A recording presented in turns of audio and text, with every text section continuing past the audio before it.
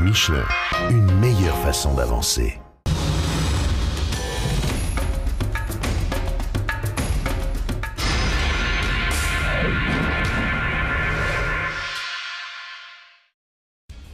Et c'est parti pour ce 35e Dakar entre Pérou, Argentine et Chili. Au programme de 150 km de liaison et 13 km de spéciale entre Lima et Pisco au Pérou. C'est là que se trouve la spéciale.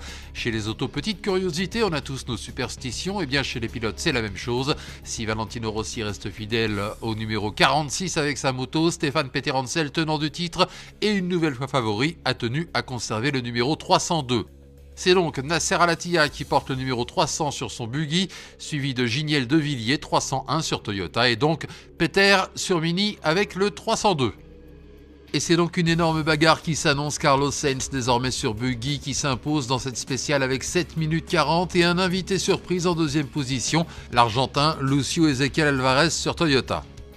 Pour le reste, tous les cadors sont là et se tiennent en une poignée de secondes, ce qui laisse présager une édition musclée et une forme superbe des buggy, puisque Guerlain Chichrit prend le 3e temps et Nasser Al-Attiyah le 4e. Al-Attiyah qui va peut-être vite regretter d'avoir fait le forcing pour convaincre Carlos Sainz, son éternel rival, de revenir sur le Dakar. Stéphane Peterhansel, le tenant du titre désormais sur Mini, prend le 6e temps à 34 secondes de Sainz et dans le même temps que Leonid Novitski et Christophe Lovics. Le Sud-Africain Giniel Devilliers, vainqueur en 2009, termine 9e à seulement 1 seconde de Peter et avec 2 secondes d'avance sur Nani Roma, 2e l'an dernier et premier vainqueur espagnol à moto en 2004. Cette édition 2013 s'annonce donc comme celle des buggy contre le reste du monde.